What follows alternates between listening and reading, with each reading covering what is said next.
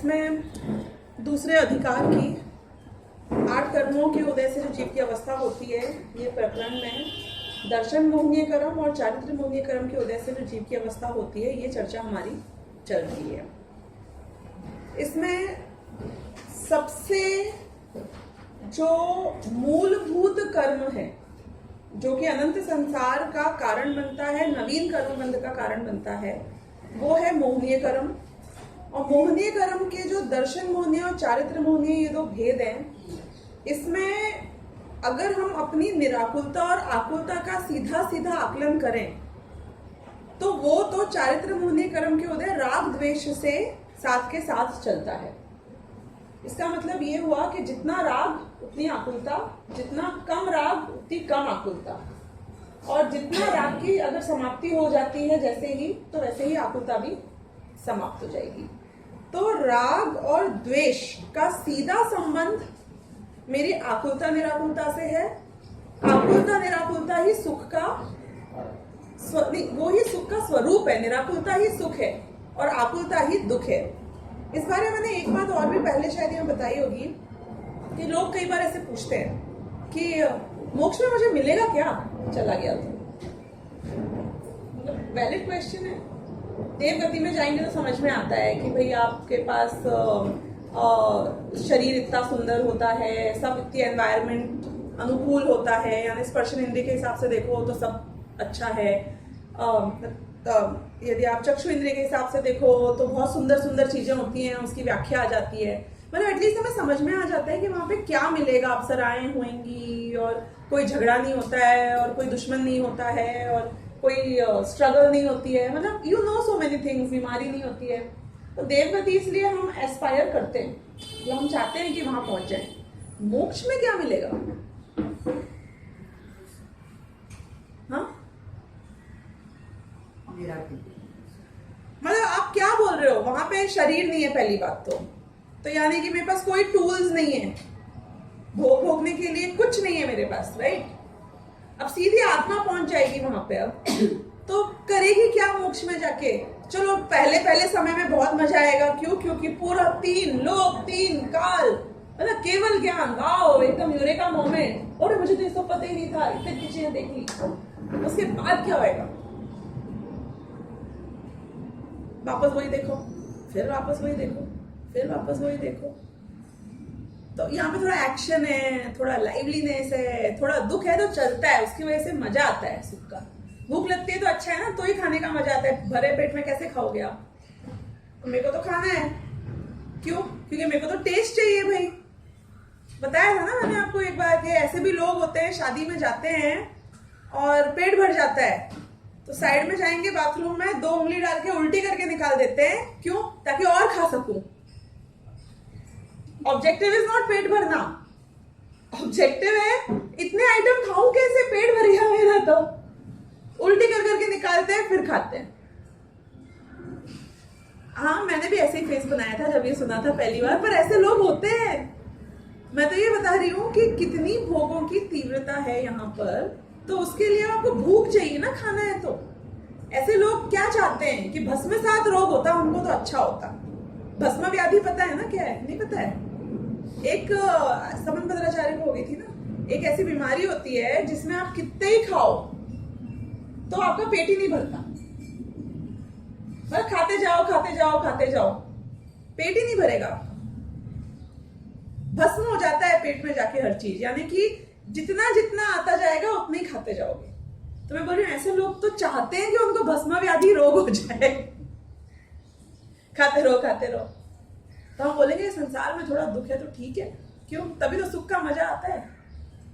तो सही है क्या ये कि मोक्ष तो बोरिंग है, कुछ करना बाकी नहीं रह गया है, कृतकृत्य हो गए हैं क्या? किसको चाहिए वो वाला सुख? क्यों चाहिए मुझे वो वाला सुख? वो भी सुख है ही का। ये आपका दिमाग बोल रहा है कि दिल? दिल। Because after having everything also सुख, where am I happy? तो ये भी अगर मैंने मान लिया कि भोगों में सुख नहीं है, मुझे तो ये प्रूव करो कि मोक्ष में सुख है। मोक्ष तो हमने देखा नहीं। तो ये मैं बोल रही हूँ कि आप जिस रास्ते जाने के लिए यहाँ आके बैठे हो, इतना टाइम इन्वेस्ट कर रहे हो, ये पहले डिसाइड तो करो, जाना है क्या वहां पे? वापस आने की व्यवस्था नहीं है, ये भी समझ लेना। अब आप क्या बोलोगे, कोई बात नहीं, देवगति में ट्रैप भी हो गए जाके, तो क्या है, थोड़ा साल, मतलब मैक्सिमम भी अपन 31 सागर पकड़ लो, मिनिमम 10,000 सागर है, मतलब छूट तो जाऊंगा ना। मजा नहीं आया तो ऑप्शन है वापस आने का। लेकिन वो सुख ऐसा है हाँ, कि उसको किसको वापस आने की बात तो छोड़ दो, लेकिन बाहर निकलने की बात भी उसको पसंद नहीं, इतना अंदर से उसको सुख मिलता है। ये तो आप सेल्समैनशिप कर रहे हो। आप मुझे एकदम मतलब पक्की बात बताओ कि ऐसी जगह भेज रहे हो जहां से वापस नहीं आएंगे, और रिस्क कितनी बड़ी है कि वहां पे जाके क्या करना है, सेम टू सेम पूरे टाइम। मतलब वापस सोच रहे हो ना इस बारे में कि जाना है कि नहीं जाना है मोक्ष? पर वो आनंद, इतना आनंद मिलता है कि उधर से बाहर निकलना ही नहीं मन है। वो आनंद का स्वरूप बताओ ना मुझे, वो आनंद के स्वरूप की चर्चा कर रही हो कि हमें ये ख्याल तो आना चाहिए ना कि किस प्रकार का आनंद मिलता है। कुछ इमेजिनेशन में वो आनंद का एक क्राइटेरिया आना चाहिए ना कि क्यों आनंद मिलता है। मतलब तीन सबको जानने की वजह से मिलता है, तो जितने भी सिक्योरिटी टीवीज को देखने वाले वॉचमैन हैं वो सुखी होने चाहिए। उनका काम पता है क्या है? CCTV। जानना, देखना, बैठ के बस जानते रहना, देखते रहना, यही करना है ना आपको मोक्ष जाके। कर कुछ नहीं सकते हो, जानोगे देखोगे, राइट? तो काम क्या करूंगा मैं वहां जाके? अपन को तो घर में हाथ के ऊपर हाथ रख के बैठना पसंद नहीं है, काम चाहिए ना हमको। एक्टिव लोग हैं हम, बहुत एनर्जी लेवल हाई है। वहां पे पता है कैसा एनर्जी लेवल हो जाता है? अंतराय कर्म का पूर्ण नाश, अनंत वीर्य प्रकट हो जाता है। आप सोचो, आदमी के पास इतना एनर्जी लेवल आ गया, अनंत वीर्य, इतनी ताकत, और काम कुछ नहीं, बस जानो देखो। ऐसे मोक्ष के लिए मरे जा रहे हैं इतने बड़े बड़े इंटेलिजेंट लोग। ये मोक्ष तत्व संबंधी भूल है यदि आपने मोक्ष का स्वरूप ही नहीं समझा तो। मतलब हम बहुत तत्व की बात कर रहे हैं यहाँ पे, मूल बात कर रहे हैं यहाँ पर, तो फिर क्या है मोक्ष में? इमेजिनेशन के हिसाब से और क्या करेंगे हम कि बस जानोगे देखोगे? और क्या करेंगे हम? कुछ नहीं, पर को पर रूप जानोगे, स्व को स्वरूप जानोगे। और क्या करेंगे हम? कुछ करना बाकी नहीं रह गया है। और क्या होएगा? पूरे टाइम डेली रूटीन तो बताओ, सुबह से रात तक कुछ नहीं। नींद आएगी नहीं आएगी, मतलब करेंगे क्या? 24 आवर्स 365 डेज कब तक करना होएगा? अनंत काल तक। वापस आने की व्यवस्था नहीं, मजा आया नहीं होएगी। और क्या होएगा? कुछ नहीं होएगा। वो कर लिया ना स्व संवेदन। अब और क्या होएगा? What new? कि नथिंग न्यू। केवली भगवान के लिए कुछ नया नहीं होता, क्योंकि नया क्या होगा? आप बता दो क्या नया हो सकता है? कुछ नया नहीं होता उनके। अपन भी पूछते हैं ना, बीजू नवु शु काई नवु नथी। अब बोलो आप, किस बात का सुख है? मतलब अपने को ऐसा लगेगा कि हम तो बोर हो गए मोक्ष जाके, हमें नहीं जाना मोक्ष। अब मैं ये कहूंगी जवाब इसका कि बोरियत जो नाम की चीज है ना, ये जो उक्ताना नाम की चीज है, क्या करे नाम की चीज है, ये आकुलता स्वरूप है कि निराकुलता स्वरूप है? आकुलता स्वरूप है ना। इसलिए मैं बताता हूं कि मोक्ष में कैसा सुख है, कि मोक्ष में निराकुल सुख है। खाना नहीं है पर आकुलता नहीं है खाने की, नहीं है प्रॉब्लम।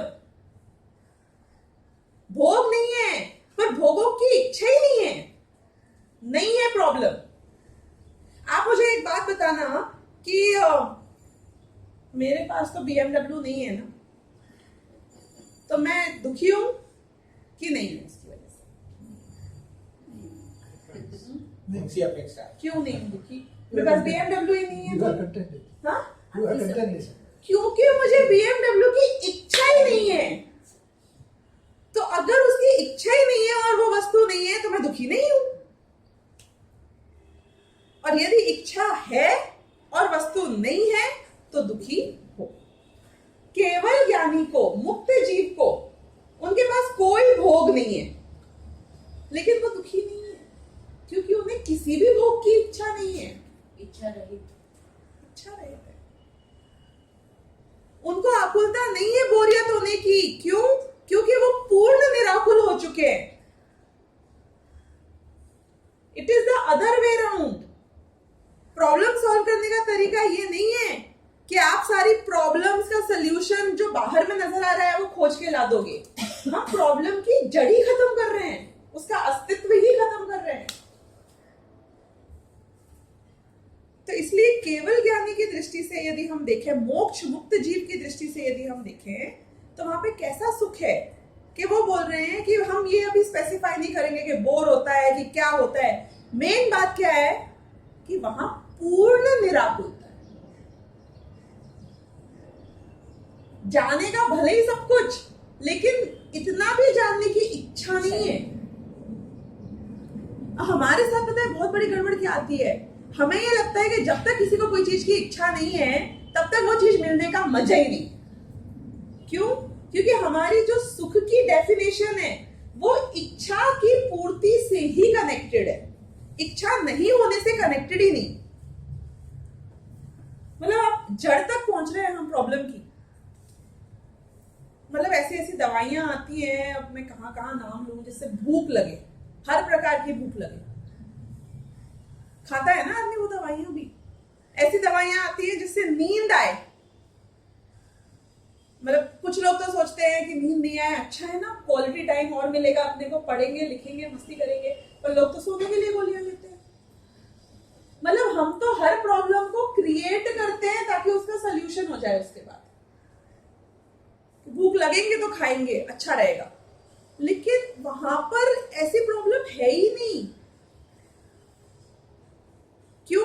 क्योंकि हमारी डेफिनेशन में है कि इच्छा हो और फिर पूर्ति हो तब मजा आता है। हमारी डेफिनेशन में इच्छा ही नहीं हो, ये बात तो हमें दुख स्वरूप लगती है। संसार में देख लो, इनकी तो जीने की इच्छा ही खत्म हो गई है। अभी अच्छी बात है कि बुरी बात है मुझे बताओ।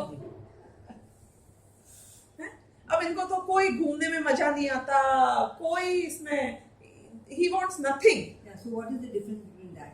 जो ये पार्ट है ना, sometimes in depression also a person does this. उसको किसी बात में इंटरेस्ट नहीं होता है. Right. So that is one aspect, and what you are saying मोक्ष में जो ये निराकुलता है, वो दोनों में क्या फर्क है? इन दोनों में ये फर्क है कि देखो, कोई चीज को यदि आप नेगेट करो तो कोई चीज का आश्रय होना चाहिए। मतलब आपको बात ख्याल आ रही है कैसे? जैसे कि यदि मैं आपसे ये बोलूं कि आप शक्कर मत खाओ, मीठा मत खाओ, तेल का मत खाओ, मैं मत मत मत मत कर रही हूं, तो आप बोलोगे आप ये मुझे बता दो कि मैं खाऊं क्या, बराबर? अब जो खाने की चीज मैंने आपको बताई उसमें कितना दम है उस पर डिपेंड करेगा कि आप क्या क्या चीज छोड़ते हो और नहीं छोड़ते। लॉजिक ख्याल में आया जो मैं आपको बता रही हूं? यदि आप चीजों को हटा दो और खाने कुछ नहीं बचे, मैं बोलूं तो क्या खाओ कि कुछ मत खाओ, उपवास रख लो, तो आप बोलोगे सॉरी, मैं ये बहुत लंबे टाइम तक सस्टेन नहीं कर पाऊंगी, I will get back to my same cravings. तो ये जो डिप्रेशन वाले लोग हैं ना, ये इनको इसमें रुचि नहीं है, उसमें रुचि नहीं है, वो तो है, पर वो राग द्वेष के अभाव पूर्वक नहीं हुआ है, उनको शुद्धात्मा का आश्रय नहीं है। ये सब चीजों का त्याग किसके भरोसे है कि भाई इससे बोर हो गया हूं, उससे बोर हो गया हूं, इसमें मजा नहीं आ रहा है, उसमें मजा नहीं आ रहा है। यहाँ पे आश्रय है नहीं, तो इसलिए डिप्रेशन के शिकार हो जाते हैं, शून्य में आ जाते हैं। They have nothing to do now, ना घर के, ना बाहर के, ना आत्मा के, ना भोग के, ना वितरागता के, कुछ नहीं है अब उनके पास। तो फिर वो क्या है, वो पलायनवादी हो जाते हैं। क्यों? वो आत्महत्या कर लेते हैं। क्यों? कि अभी मुझे मजा नहीं आ रहा है तो मुझे ये तो भाव हटाओ, बाद में देखते हैं जो मिलेगा स्ट्रगल उसको तब फेस करेंगे। They just want to run away from the current things because उसमें मजा नहीं आ रहा है। तो उसका तो धरातल ही नेगेटिव है, उसका तो बेस ही गलत है। मैं विशुद्धि को बोलूं बेटा टीवी नहीं देखना है, ठीक है नहीं देखूंगी मम्मा, गेम्स नहीं खेलने हैं मोबाइल पे, नहीं करूंगी, तो फालतू के बच्चों के साथ बातें नहीं करनी है जाके, नहीं करूंगी, सब मना करा दिया मैंने। अब वो करेगी क्या मुझे ये बताओ?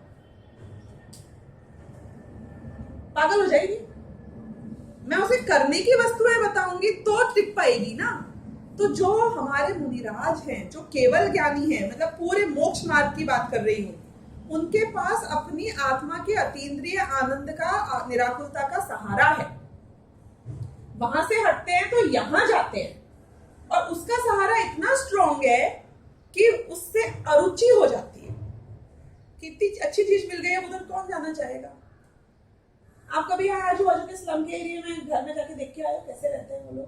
क्यों नहीं गए आप कभी आज तक? वो लोग तो आए हैं जून 9 रोड पे देखने के लिए कैसी कैसी बिल्डिंग में लोग रहते हैं। आप क्यों नहीं गए? रुचि नहीं है हमको। होगा हमारे बाजू में, पर हमें देखने में रुचि ही नहीं है। ऐसा हो जाता है। जो वीतराग मार्ग के जीव है, ऐसा नहीं है कि उनके पास भोग है नहीं, उनको इतनी अतीन्द्रिय आनंद मिल गया तो उससे रुचि खत्म हो गई। क्यों जाऊं मैं, क्या देखने जाऊं वहां गंदगी में, डस्टबिन में, मक्खियों में, बांस में, कचरे में, क्या देखने जाऊं मैं, क्यों जाऊं मैं? तो उनको भोगों में मजा ही नहीं है, तो इसलिए वो वहां जाते नहीं उस रास्ते। देखो इसी बात को यदि मैं आपको मुनियों के केस में भी बताऊं, जो वितरागी मुनि राज हैं, आपके अनुसार वो बहुत सहन करते हैं। मतलब आप समझ रहे हो ना, मैं शब्द बहुत सोच समझ के यूज करना चाह रही हूँ। वो बहुत मतलब हाई लेवल पे है ना हमसे, तो बहुत सहन करते हैं, या हमसे बहुत ज्यादा सुखी हैं? बहुत ज्यादा सुखी है। लेकिन हमें तो लगता है बेचारे, अरे लोगों के मुंह से सुन लेना ये शब्द, बेचारे इतनी ठंडी में, बेचारे उनको आहार नहीं मिला, बेचारे इतने मक्खी मच्छर, मतलब ये बेचारा वर्ड यूज करते हैं। उनको फर्क ही नहीं पड़ता है। ये सब उनको तो उसमें ही स्वयं कई मुनियों के मुख से ये शब्द सुनने मिल जाएंगे कि एक बार बन के तो देखो, तुम्हें पता चलेगा हमें क्या क्या नहीं करना पड़ता है। लेकिन तुम्हारी दृष्टि यदि शारीरिक अनुकूलताओं पर ही रहेगी और फिर तुम्हें शारीरिक प्रतिकूलता मिलेगी, तो तुम्हारा तो जीवन समाप्त है।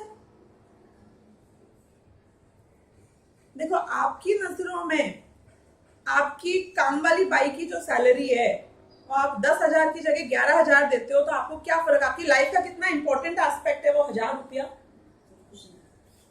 कि वो बस 5 मिनट जब विकल्प आया था बात करते वक्त, वो 5 मिनट हम सोचते हैं कि 10 देना है कि 11 देना है, उसके बाद तो हम देते वक्त महीने के महीने भूल जाते हैं क्या था, वो तो फिक्स है, मैकेनिकल हो जाता है। आपको पता है उसके जीवन में उस 1,000 रुपए का क्या मायना है? वो 24 घंटे उस 1,000 रुपए के बारे में ही सोचती है, सारे गांव की भाइयों को 10 मिलता है, मुझे 11 मिलता है। उसके लिए वो 1,000 रुपया उसकी लाइफ है। आप दोनों में डिफरेंस समझ रहे हो? वो 1,000 रुपए की कीमत उसके और आपकी अपेक्षा बदल गई है। 1,000 रुपए की खुद की कोई कीमत नहीं होती है। यदि आप टीवी पे, वो मैंने एक बहुत साल पहले देखा था, कौन सा एपिसोड आता है वो, क्राइम सीन टाइप का नहीं आता है, कुछ तो नाम होता है उसका, सावधान इंडिया उस टाइप का, उसमें एक बार 100 रुपए के लिए एक लड़के की हत्या कर दी थी किसी ने, ऐसा दिखाया। ऐसे थोड़े सीन देखे थे कुछ, कि एक लड़का था, 100 रुपए उसने उधार लिए, गुंडे से ले लिए टी शर्ट खरीदने के लिए, वेटर था बच्चा 7, 8, 10 साल का, वो 100 रुपए वो रिटर्न नहीं कर पाया, तो गुंडे ने उसको बाथरूम में ले जाके मार डाला। 100 रुपए के लिए उसकी जान ले ली, लौटाता नहीं है मेरे पैसे। 100 रुपए के लिए, 100 रुपए की कीमत आप पूछो उस लड़के से कि क्या होती है। मैं बता रही हूँ कि 100 रुपए की कीमत कुछ नहीं होती है वैसे तो, एक आइसक्रीम नहीं आती है हमारे लिए तो, लेकिन 100 रुपए की कीमत उसकी जान थी। तो 1,000 रुपए क्या है अपने आप में? कुछ नहीं है। वो बाई के लिए बात चल रही है कि आपके लिए बात चल रही है, इस पे निर्भर करता है। ऐसे ही वो जो भोग है मुनियों के, या उनकी शारीरिक अनुकूलताएं हैं, वो क्या है कि वो डिपेंड करता है कि कौन भोग रहा है।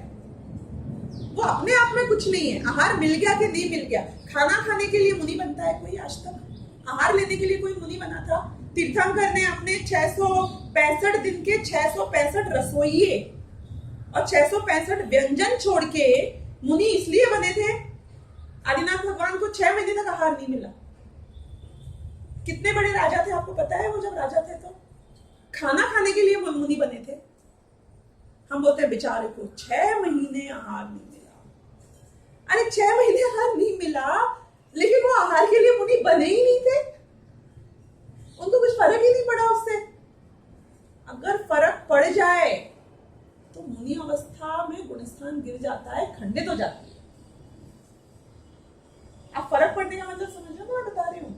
अगर उनका लाइफ का फोकस आहार नहीं मिल रहा है, मैं रोज जा रहा हूं लेने के लिए, वो 24 घंटे का फोकस यदि आहार बन जाए तो आत्मा का क्या हुआ?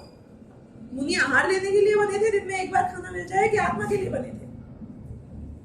अब जिस आदमी के पास आत्मा नहीं है, आत्मा नहीं है मतलब आत्मानुभव नहीं है, सम्यक दर्शन नहीं है, जिसके पास वो सहारा नहीं है, उस आदमी के बारे में आप जरा सोचिए और मुझे बताइए कि उसके जीवन का टोटल कंसंट्रेशन अगर वो मुनि बन गया तो किन वस्तुओं में रह जाएगा? भौतिक। आज मौसम बहुत ठंडा हो गया है, आज मौसम गर्म हो गया है, आज ये बहुत मच्छर मक्खी हो गए हैं, यही होगा ना, आज मुझे दस्त हो गए हैं, आज मुझे जुकाम हो गई है, आज ये, आप सोच सकते हो ना, ये सब तो होता ही होगा ना उनको भी, कि नहीं होता होगा? उनका लक्ष्य नहीं है इसके ऊपर। यही मैं पॉइंट समझाने की कोशिश कर रही हूँ कि यदि लक्ष्य इन चीजों पे हो तो उनसे बड़ा दुखी कोई नहीं हो सकता है। तो टॉर्चर है ये सब। तब आप कह सकते हो कि एक बार बन के तो देखो कितना सहन करना पड़ता है, कितनी मुश्किल होती है, मुनि धर्म पालना इतना आसान नहीं है। झूठ है जो व्यक्ति ये बात बोलता है। यदि तुमको आसान नहीं लगता है तो तुम सच्चे मुनि बन ही नहीं सकते हो, क्योंकि ये तो सहज होता है। कैसे सहज होता है? कि जब आत्मा का आश्रय होता है तो इन चीजों के प्रति वो गेय मात्र बन के रह जाती है। अनुकूल हो तो गेय मात्र, प्रतिकूल हो तो गेय मात्र। अच्छा, एक बात मुझे बताना, अगर मुनियों को वो आहार करने के लिए निकले और उन्हें आहार नहीं मिला तो ये अच्छा है कि बुरा है उनकी दृष्टि में? वो अपने जो बड़ों मुनि देते हैं ना, उनको तो लगता है कि अच्छा हुआ नहीं मिला तो। ये अलाभ नाम का परिचय है, परिचय जय हुआ।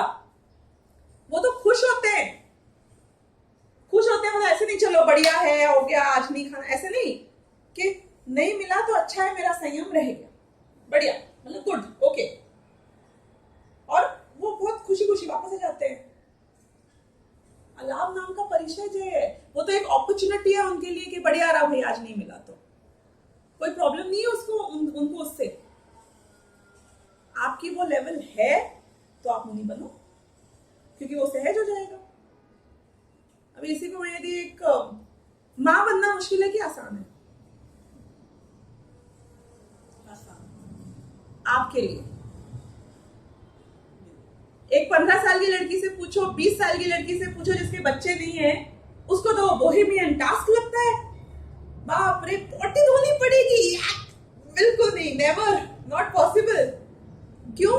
वो कार्य, अगर आप उस मानसिकता, उस फेज में होते हो तो सहज हो जाता है। वही कार्य यदि आप उसके लिए प्रिपेयर्ड नहीं हो तो बहुत बड़ा हो जाता है।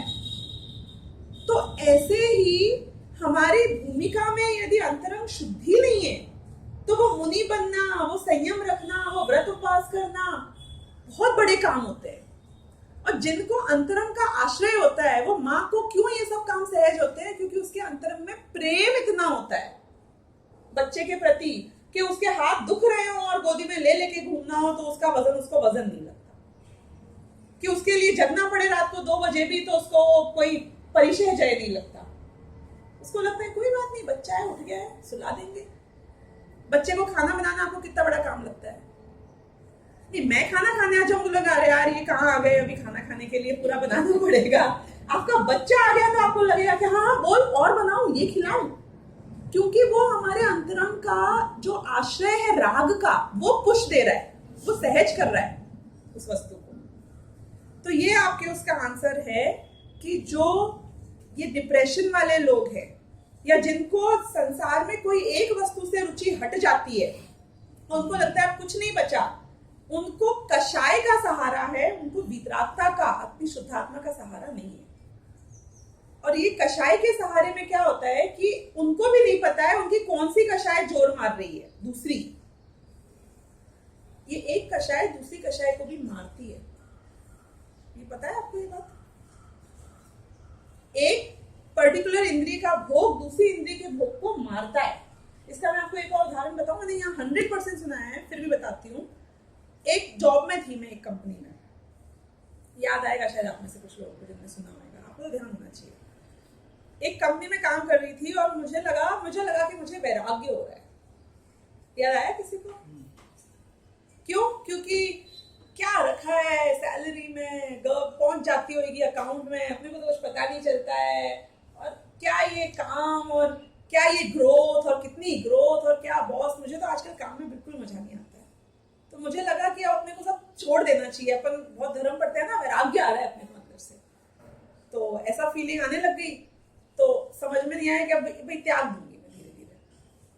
अब तभी क्या हुआ, कोइंसिडेंटली किसी को देखकर एक कोई मोबाइल के ऊपर गेम होएगा, याद आया किसी को? मैंने बताया पहले।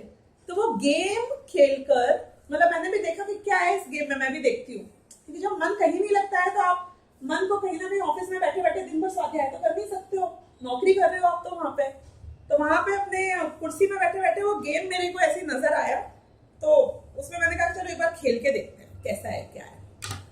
वो गेम खेला, मुझे गेम में रुचि आ गई। एक लेवल करो, दूसरी लेवल करो, तीसरी लेवल करो, एक गेम्स के भी नशा चढ़ता है। तो लंच टाइम में खाना खाते खाते गेम खेल लो, मतलब जो भी टाइम आप जहां भी निकाल सकते हो उसमें लगा के लिफ्ट में हो गेम खेल लो, काम तो करोगे, बाकी के टाइम बीच बीच में गेम खेल लो। तो मुझे लगा कि मुझे वैराग्य, जिसको वैराग्य होता है उसको तो संसार की हर वस्तु से वैराग्य होता है ना। अगर गेम में रुचि है और नौकरी में और पैसे में और बॉस में और उस कंपनी में रुचि नहीं है, इसका मतलब ये नहीं है कि वैराग्य है। उसका मतलब है कि राग का जो लक्ष्य है वो चेंज हो गया, सब्जेक्ट शिफ्ट हो गया। I don't have anything interesting enough to keep me engaged, hence I am getting bored because of the repetition in my daily life. आपको बात ख्याल में आई? हम अपने आप को धोखे में रखते हैं कि वो वैराग्य होता है, वो तो बन जाते हैं मुनि आर्यिका, वो थोड़ी ऐसे बैठे रहते हैं यहीं पे और गेम खेलने में लग जाते हैं। तो ये इंट्रोस्पेक्शन करना पड़ता है। हम बहुत से लोग धर्म पढ़ते हैं 2, 4, 6 घंटा, तो हमारे अंतरंग में ऐसे धीरे धीरे भाव आने लग जाते हैं, ये छोड़ दो, वो छोड़ दो, ये नहीं चाहिए, वो नहीं चाहिए। सच्ची में वो आत्मा के आश्रय के बिना यदि कोई भी वस्तु को ऐसे त्याग करने का मन आ रहा है तो वो सस्टेनेबल नहीं है, इंक्लूसिव ग्रोथ नहीं है वितरागता की। वो एक टेम्पररी फेज है, और जो फेजेस होते हैं वो हमेशा ऊपर जाते हैं और फिर नीचे आते हैं। इसका मतलब क्या है कि आज जो इतना वितरागता में लग रहा है ना तुमको, कल ऐसी कषाय जोर मारेगी कि वापस जाके उल्टे मुंह गिरेगा भोगों में। तो वो सस्टेनेबल नहीं है। कर्म कर देना टेम्पररीली, कोई भी भोगों को, कषायों को, राग को संयम के रूप में भी करो भले ही आप, लेकिन वो सस्टेन नहीं हो पाएगा आपका। क्यों नहीं हो पा रहा है? क्योंकि बेस नहीं है आत्मा का, निराकुलता का, आत्मा के अनुभव का। लेवल भी पता है खाली आत्मा के अनुभव से नहीं बढ़ जाता है। आत्मा का अनुभव हो गया, अब तो मेरे सारे लेवल हो गए ना मुनि बनने के, ऐसा नहीं होता है। चौथे गुण स्थान में इतने सागरों तक रह जाते हैं, मुनि बनने की हिम्मत नहीं आ पाती है। आदिनाथ भगवान को जब वो राजा थे तो वेट क्यों करना पड़ा 83 लाख पूर्व तक? समझो 84 साल की आयु थी उनकी, टोटल 84 लाख पूर्व थी ना। अपने हिसाब से समझो, अपने को तो इतने साल के दिमाग में बैठते नहीं है, इसलिए समझो 84 साल की आयु थी। 83 साल तक भोग क्यों भोगे जब वो छायक समय में स्थित होते? मुझे बताओ, मुनि बन जाते 8 साल के होते। Why he wasted so much time? कि अंदरंग में सिर्फ आत्मा की अनुभूति होने से आपकी लेवल हाई नहीं हो जाती है। उसके बाद भी 96,000 रानियां तक रहती है ना, उसके बाद भी तुम चक्रवर्ती बनने जाते हो। संसार का सबसे बड़ा जो एक सुख हो सकता है भोगों का, उसके लिए तुम लड़ सकते हो। यानी कि एक आत्मा के अनुभव से इमीडिएटली किसी को वैराग्य आ जाए, ऐसा नहीं होता है। वो भी पता है कब हो पाता है वो वैराग्य? वो आत्मा का अनुभव पहले 6 महीने में एक बार होता था, तुम्हारा 3 महीने में एक बार होने लगेगा, तब भी तुम चक्रवर्ती रहोगे। 2 महीने में एक बार होने लगेगा, तब भी तुम चक्रवर्ती रहोगे। चक्रवर्ती कोई फिजिकल हो और कोई इच्छाओं से हो, आपके मेरे जैसे जीव। चक्रवर्ती का मतलब समझना कि सारे भोग रहेंगे, हर महीने आत्मा का अनुभव होने लग जाए तो अब तो उसका लेवल हाई हो गया ना। क्या लगता है आपको? 15 दिन में एक बार जब आपका हो जाए आत्मा का अनुभव, मिनिमम, मैक्सिमम नहीं, मिनिमम, तो 5वां गुण स्थान होता है। तब आपके जीवन में थोड़ा संयम दिखेगा। ब्रह्मचर्य वाला संयम नहीं दिखेगा, वो भी 7वीं प्रतिमा में, 6ठी प्रतिमा के बाद होता है। कौन सा वाला दिखेगा? दर्शन प्रतिमा, जिसमें दुनिया को कुछ पता ही नहीं चलेगा, अष्टमूल गुण खाली आए हैं। अष्टमूल गुण मतलब जो हम सामान्य श्रावक के लिए कहते हैं ना, मध्य मास, मधु का त्याग। 5वें गुण स्थान की पहली प्रतिमा में आने के बाद भी पता चले तो बस बेसिक में ही रहते हैं, सिर्फ उनका प्रतिज्ञा पूर्वक होती है, हमारा नॉर्मल चलता है सब। इतना कोई लेवल नहीं बढ़ा है तो फिर धीरे धीरे अनुव्रत आएंगे, फिर धीरे धीरे एक एक करके ब्रह्मचर्य होएगा, परिग्रह त्याग होगा, आरंभ त्याग होगा, फिर और धीरे धीरे करके अलग छुल्लक होंगे, जब उनके हर 1-2 दिन में आने लग जाएंगे, आत्मा की अनुभूति होने लग जाएगी। अब ठीक है ये बात कि ये बहुत स्थूल भेद किए गए हैं, ऐसा नहीं कि 6 महीने में एक बार की आत्मानुभूति वाला और 1 महीने में एक बार की आत्मानुभूति वाले में डिफरेंस नहीं है। डिफरेंस है, डिफरेंस तो है दोनों में, लेकिन फिर भी ये भोग चलते हैं उसके जीवन में, मुझे तो ये बताना है आपको।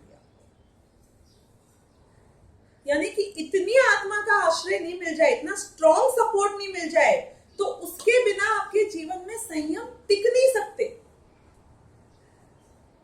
और फिर भी आप संयम कर रहे हो तो वो नेचुरल नहीं है। पॉइंट ख्याल आया जो मैं बता रही हूं? नेचुरल नहीं है वो हठपूर्वक है। शास्त्र का शब्द है हठपूर्वक, आग्रह पूर्वक किया हुआ संयम है। नहीं, मुझे तो करना है, संयम पालन करना है, मैं ऐसे ही रहूंगी, मैं ये सब छोड़ रही हूँ, इससे ज्यादा दूर नहीं, दिग्व्रत लूंगी, देशव्रत लूंगी, अहिंसाणुव्रत है मेरा, मैं नहीं करूंगी, मेरा इन सब चीजों का त्याग है। ये नेचुरल है? सहजता नहीं है। सहजता नहीं है, क्योंकि उनके माथे पे लेश नहीं आती है ये पालन करने में, बहुत सहज हो जाता है उनके लिए। हम हठपूर्वक कर रहे हैं, इसका मतलब है हमारे अंतरंग में वो लेवल की शुद्धता नहीं आई है। We are still not ready for it. तो मेन एरिया काम करने का किधर है? मुझे 20 माले की बिल्डिंग बनानी है, तो मैं पहला माला कब चालू करूंगी बनाना? आपके अकॉर्डिंग कब शुरू करना चाहिए? डे 1 पर पूजा हो गई है, पहला माला बनाना शुरू कर दो। रॉन्ग। 6 महीना तो फाउंडेशन में लग जाता है, फिर घट करके खड़ी कर देंगे हम। कितनी 6 महीने का टाइम क्या है? लोग बोलेंगे कुछ तो हुआ नहीं, कुछ तो हुआ नहीं। थोड़ा तो शुरू करो, पहले 2 माला दिखाओ, बाद में फाउंडेशन कर लेंगे। ऐसा ही हम करते हैं धर्म के मामले में। पहले मैं व्रत तो लूं, थोड़ा तो दिखूं, थोड़ा तो जीवन में कुछ समझ में आए लोगों को कि मैं कर रहा हूं, बाद में फिर अपन अपना समय दर्शन का लेवल बढ़ा लेंगे। ऐसा नहीं होता है, टिक नहीं पाएगा। आप प्रॉब्लम नहीं समझ रहे हो। फाउंडेशन को 6 महीना चाहिए तो चाहिए। सम्यक दर्शन का कार्य जो अंतरंग शुद्धि का है, वो फाउंडेशन का कार्य है। उसके बिना हमारी इमारत संयम की नहीं खड़ी रह सकती है। तो ऐसे इन लोगों के जीवन में जो डिप्रेशन के शिकार आदि होते हैं, जिनको रस खत्म हो गया है, वो उनको क्योंकि शरीर साथ नहीं दे रहा है, कमजोरी आ गई है, एक पर्टिकुलर टाइप के भोग के बोर हो चुके हैं, तो उन्हें लगता है मुझे भोगों में रस नहीं है, इत्यादि इत्यादि सबके अपने रीजन होते हैं। लेकिन उनको आत्मा का आश्रय नहीं है, इसलिए उनके वो अगर आपको संयम रूप नजर भी आए तो वो संयम नहीं है। अभी आपको एक समाज की एक फैक्ट है बता रही हूँ। भगवान के माँ बाप पता है कौन बनते हैं? भगवान के माँ बाप जब पंचकल्याणक होता है अपने, तो कौन बनते हैं? नहीं, आप पैसे से भगवान के माँ बाप नहीं बन सकते हो। खाली आपको आजीवन ब्रह्मचर्य व्रत लेना होता है यदि आप भगवान के माँ बाप बन गए हो तो। आपको नहीं पता ये बात? अच्छा, यू डोंट नो। अब मुझे नहीं पता कि आपके सिस्टम में कैसे क्या होता है। हमारे यहाँ जितने भी पंचकल्याणक होते हैं, उसमें आप पैसा देके इंद्र बन सकते हो, पैसा देके आप राजा रानी बन सकते हो, सब बन सकते हो आप पैसा देके। कुबेर बन सकते हो, जो जो भी है सारे आप गिन लो। लेकिन भगवान के माँ बाप पैसा भी देते हैं, पर पैसा is not the main criteria. भगवान के माँ बाप सिर्फ वो बन सकते हैं कपल जो आजीवन उसके बाद ब्रह्मचर्य व्रत ले लेंगे। आपको पता है एवरेज एज क्या है भगवान के माँ बाप बनने की? हाँ? You're right.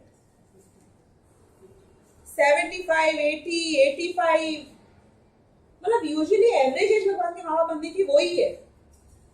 आपको 60 साल के भी भगवान के माँ बाप नहीं मिलते हैं मोस्टली। इंद्र होएगा एकदम जवान मस्त, मतलब सारे जॉब में जो बड़ा बिजनेसमैन है सब है। भगवान के माँ बाप हमेशा एकदम वैसे होंगे। क्यों? अब मैं सिर्फ आपको जो पॉइंट बता रही हूँ कि जिसने भी 80-85 की एज में जिस कपल ने भगवान के माँ बाप बन के ब्रह्मचर्य व्रत ले लिया, तो क्या वो 5वें गुण स्थान वर्ती हो गए? तो क्या उनकी इच्छाएं खत्म हो गई थी इसलिए उन्होंने ब्रह्मचर्य ले लिया? क्योंकि इच्छाएं खत्म होने का मतलब तो 5वें गुण स्थान ही है ना, क्योंकि वो प्रतिमा के बाद ही आपके अंतरंग में इतनी शुद्धि आती है। तो अब ये कैसे फिट हुआ आप मुझे बताओ? तो दिखाने के लिए ले ली। हाँ? दिखाने के लिए ले ली। नहीं, ऐसे झूठे थोड़ी लेते हैं। शरीर में कमजोरी आ जाती है। अब वो सब अपने अपने मन में रीजन सोच लो कि या तो हमने खूब भोग लिए, या अब हमको नहीं उसको, मतलब we are done with it, whatever it is, कि अब शरीर साथ नहीं है, कि व्हाटएवर इट इज। पर मेरे को तो सिर्फ जो पॉइंट यहाँ बताना है वो है कि रीजन ऐसे 50 हो सकते हैं, पर वो धर्म रीजन नहीं है, वो आत्मा रीजन नहीं है, वो शुद्धि, वो वितरागता वो रीजन नहीं है। तो इस केस में भी जो डिप्रेशन होते हैं या जिनको रुचि खत्म हो जाती है, वो आत्मा शुद्धि उसका रीजन नहीं है। फिर 50 रीजन हो सकते हैं। लोभ भी रीजन हो सकता है उनका। कौन सा लोभ? पैसे तो देने पड़ रहे हैं इनको, पैसे का ही लोभ होता है क्या? अगले भव में मैं पुण्य करूंगा, ब्रह्मचर्य लूंगा तो अच्छा देव गति मिलेगी, ये भी तो एक लोभ होता है ना, ये भी तो एक रीजन होता है। मतलब there can be thousands of other reasons and each to his own, सबका अलग रीजन हो सकता है, लेकिन रीजन के पीछे कषाय है, रीजन के पीछे वितरागता नहीं, रीजन के पीछे आत्मा नहीं है। और जो हमारे मुनियों के होता है वो सहज होता है। तो जहां से हमने पॉइंट शुरू किया था, मैं वापस उस पर आती हूँ कि जो सुख मुक्ति में है, मोक्ष में है, वो सुख निराकुलता का सुख है। वो सुख का स्वरूप ही निराकुलता रूप है। तो हमको ऐसा लगेगा कि इच्छा क्यों नहीं हो रही है कि ये आकुलता स्वरूप है, ये वहां पे नहीं, कि मैं बोर हो रहा हूं कि ये आकुलता स्वरूप है, वो वहां पे नहीं। ऐसे आप कोई भी चीज में जहां पे सोचोगे कि नहीं ये मजा नहीं आएगा, लेकिन मुझे I don't think I am gonna enjoy it, मजा नहीं आना आकुलता स्वरूप है कि निराकुलता स्वरूप है? आकुलता वहां पे नहीं है। तो क्या मैं ठस हो जाऊंगा, जड़ हो जाऊंगा? अब ये देखो हमारी मान्यता, हमें लगता है आकुलता नहीं है तो मेरा ज्ञान ही नहीं है। अनदर पॉइंट, हमारी एक और भ्रांति, क्या हमें लगता है कि जहां पे हमें आकुलता नहीं होगी वहां पे तो मैं टेबल कुर्सी की तरह हो गया, जड़ नहीं, मेरा ज्ञान ही खत्म हो गया है, फिर करना क्या है मुझे? बस अब झलक रहा है आईने की तरह, मजा क्या आया? कि नहीं, ज्ञान ठस नहीं होता, ज्ञान जड़ नहीं होता। आकुलता के बिना भी तेरा अस्तित्व हो सकता है, इस बात को पहले स्वीकार तो कर, जो कि हम करते हैं। ऐसी चीज हमारी यूनिक मिलेगी, ज्ञान फुल रहेगा, एनर्जी फुल रहेगी, बिल्कुल राग नहीं रहेगा और पूर्ण सुख रहेगा। ऐसा मुक्ति के सुख का स्वरूप है। तो सैंपल मिलेगा? नहीं, हम टेस्ट करे बिना ऐसी जगह कैसे पहुंच जाएंगे जहां से वापस नहीं आ सकते हैं? थोड़ा तो ट्रेलर दिखाओ, कुछ तो सैंपल दो कि सैंपल मिलेगा।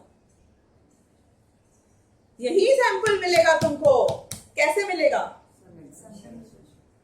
कि सम्यक दर्शन प्राप्त होने पे जो अतीन्द्रिय आनंद की कणिका जगेगी, उसी आनंद का सेम पूर्ण स्वरूप आपको मोक्ष में प्राप्त होगा। तो अभी तो मैंने आपको रिस्की नहीं किया ना, अभी तो no questions asked return policy है, अभी तो फुल कैशबैक है, कोई आपकी जमानत जब्त नहीं करी है।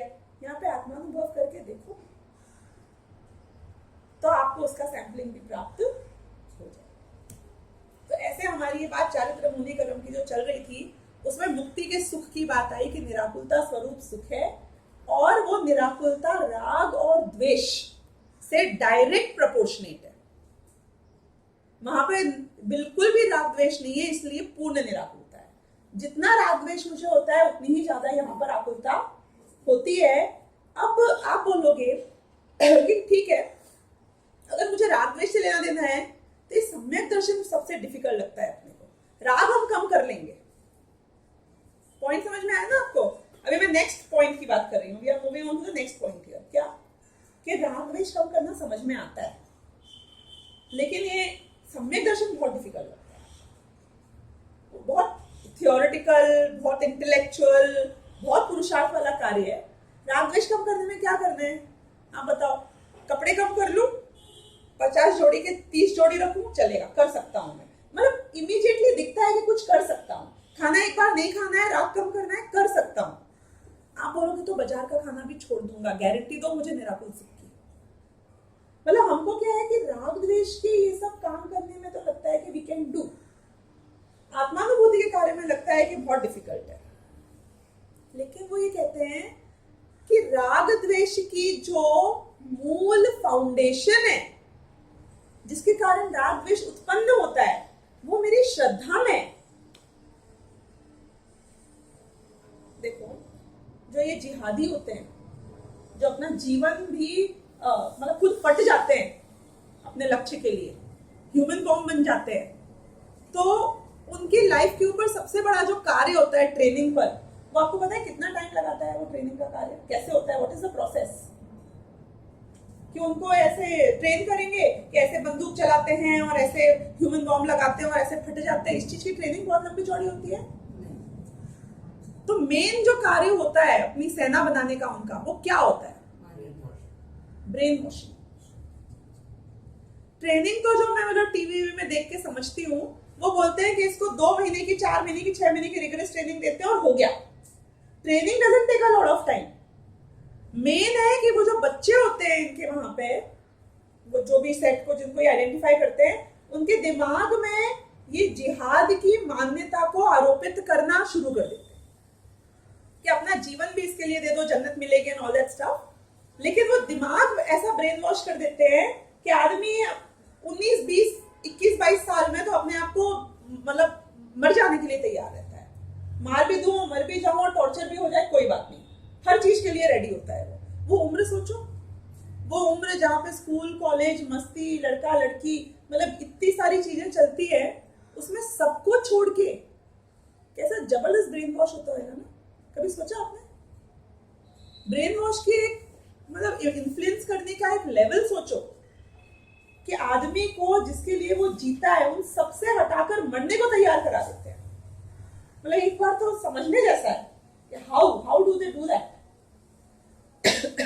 वहां पर भी उनकी कषाय जागृत करने से ज्यादा उनके ब्रेन वॉश पे दिमाग होता है, क्योंकि ब्रेन वॉश हो जाए यानी मान्यता पलट जाए तो बाकी सब स्मूथ है।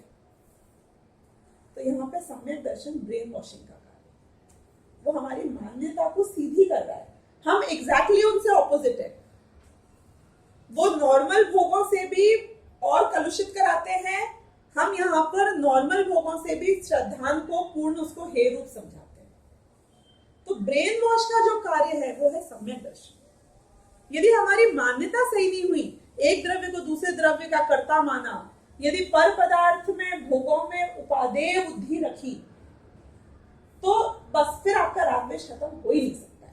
फिर आप कितने ही कुछ कर लो, कोई प्रतिमा ले लो, कोई मुनि बन जाओ, कितना ही रिविजन करो, पढ़ लो, लिख लो, शास्त्र स्वाध्याय भी वेस्ट। क्यों? क्योंकि जब तक मेरी मान्यता सही नहीं होगी तब तक मेरा कोई भी चारित्र में कार्य नहीं हो सकता है। हम जितना पुरुषार्थ करते हैं वो चारित्र को सही करने में करते हैं और मान्यता के ऊपर हम काम करना नहीं चाहते। स्वाध्याय जो कराया जाता है, जो ये प्रवचन सुनना सुनाना, ये जो तत्व चिंतन करना, ये सब चीजें इसलिए कराई जाती हैं कि बार बार जब एक पर्टिकुलर मान्यता की हैमरिंग होएगी मेरे दिमाग में, जैसे मैं बोलूंगी भोगों में उपादेय बुद्धि नहीं होनी चाहिए, भोगों में उपादेय बुद्धि नहीं होनी चाहिए, ऐसे अलग अलग शब्दों में भजन करोगे तो उसमें भी भोगों में उपादेय बुद्धि नहीं होनी चाहिए, यही बात घूमेगी। तो जब भी मैं भोग भोगूंगा और मेरे मन में आएगा कि हाँ मजा तो आ रहा है, तो मुझे लगा कि नहीं, यही तो भोगों में उपादेय बुद्धि है, इसी के पीछे तो मैं मरा जा रहा हूं। तो वो उपादेय बुद्धि बार बार हैमरिंग से कम हो जाती है, और एक दिन आता है जब हमें पक्का विश्वास हो जाता है कि हाँ ये उपादेय नहीं है, वहां मेरी मान्यता पलट गई। मतलब मान्यता हमेशा हैमरिंग से पलटती है। हैमरिंग मतलब आप समझ रहे हो ना, कंडीशनिंग, रेपिटेशन, सोचना उसी रूप से बार बार, उसी तरीके से विचार करना। तो स्वाध्याय करना, तत्व चिंतन करना, तत्व विचार करना और तत्व निर्णय लेना, ये सारा काम मेरे दिमाग में होता है, मेरी मान्यता में होता है, और ये ही सबसे पहला कार्य है जो मुझे करना है। तो ऐसे दर्शन मुनि के उदय से मेरे सोचने का तरीका सही नहीं हो पाता है, उस पर एक मोह की चादर पड़ जाती है। और अब अगली लेक्चर से हम चारित्र मोहरूप जीव की अवस्था, इसको पढ़ना शुरू करें।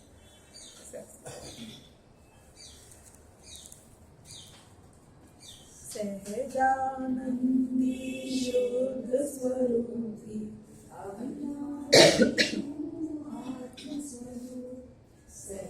सहजानंदी शुद्ध स्वरूप अविनाशी आत्मस्वरूप, सहजानंदी शुद्ध स्वरूप अविनाशी आत्मस्वरूप, सहजानंदी शुद्ध स्वरूप अविनाशी आत्मस्वरूप, सहजानंदी शुद्ध स्वरूप अविनाशी आत्मस्वरूप, सहजानंदी शुद्ध स्वरूप अविनाशी आत्मस्वरूप, सहजानंदी शुद्ध स्वरूप अविनाशी आत्मस्वरूप, सहजानंदी शुद्ध स्वरूप अविनाशी आत्मस्वरूप, सहजानंदी शुद्ध स्वरूप अविनाशी आत्मस्वरूप।